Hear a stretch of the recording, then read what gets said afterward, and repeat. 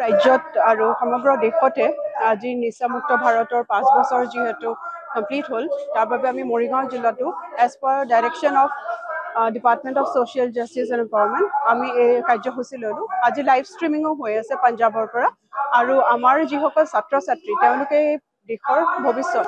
আমাৰ সমাজখনৰ ভৱিষ্যত গতিকে তেওঁলোকক আমি সজাগ সচেতনতা আৰু নিচাৰ পৰা দূৰত থাকিবলৈ যিসকল তেওঁলোকে আজি এটা প্লেজ লোৱা হ'ল আৰু তেওঁলোকক আমি বুজাইছোঁ তেওঁলোকে নিজেও নিচাৰ পৰা দূৰত থাকিব লাগিব আৰু সমাজখনকো দূৰত ৰাখিব লাগিব কাৰণ আমি দেখা পাইছোঁ সমাজখনত কিমান বেমাৰ বা কিমান মেণ্টেল হেল্থ ইছ্যু হৈছে নিচাৰ কাৰণে বেমাৰ বাঢ়িছে আজিকালি চিৰিঞ্জ ব্যৱহাৰ কৰি এইজ হৈছে বিভিন্ন আমি দেখা পাই আছোঁ আৰু এলকহল এটা এনেকুৱা বস্তু যি ঘৰখনকে ধ্বংস কৰি পেলাইছে লগতে সৰু সৰু ছাত্ৰ ছাত্ৰীসকলেও আজিকালি আমি দেখা পাওঁ তেওঁলোকে গুটখা পান মছলা এইবিলাক খুব ব্যৱহাৰ কৰে আৰু আমাৰ বহুত নিয়ম ৰেগুলেশ্যন ৰুলছ আছে বহুতখিনি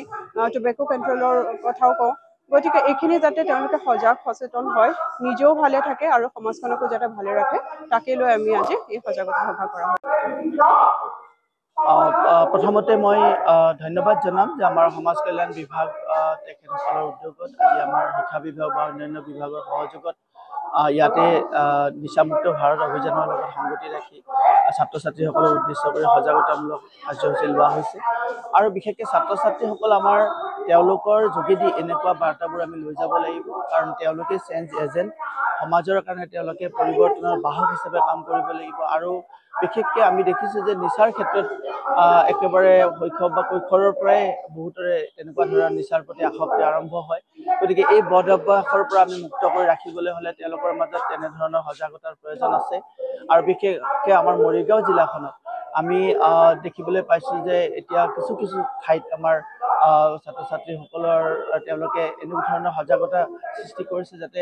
আমাৰ নিচাৰ প্ৰতি যাতে কোনো আসক্ত নহয় আৰু বিশেষকৈ বিদ্যালয় বা মহাবিদ্যালয়সমূহত আমি তেনেধৰণৰ কাৰ্যসূচীও লৈ আহিছোঁ আৰু আজিৰ কাৰ্যসূচী এটা নতুন মাত্ৰা প্ৰদান কৰিব আৰু বিশেষকৈ আমি ছাত্ৰ ছাত্ৰীসকলক এই কথাখিনি অৱগত কৰাব লাগিব তেওঁলোকে যাতে নিজেও এই বদ অভ্যাসৰ পৰা মুক্ত হৈ থাকে আৰু পৰিয়ালটো সমাজখনক তেওঁলোকে মুক্ত কৰাৰ যাতে অগ্ৰণী ভূমিকা লয় মই সকলোকে ধন্যবাদ জ্ঞাপন কৰিছোঁ আৰু এই যিকোনো খবৰৰ বাবে যোগাযোগ কৰক 7099017330 লগতে 7099017110 নম্বৰত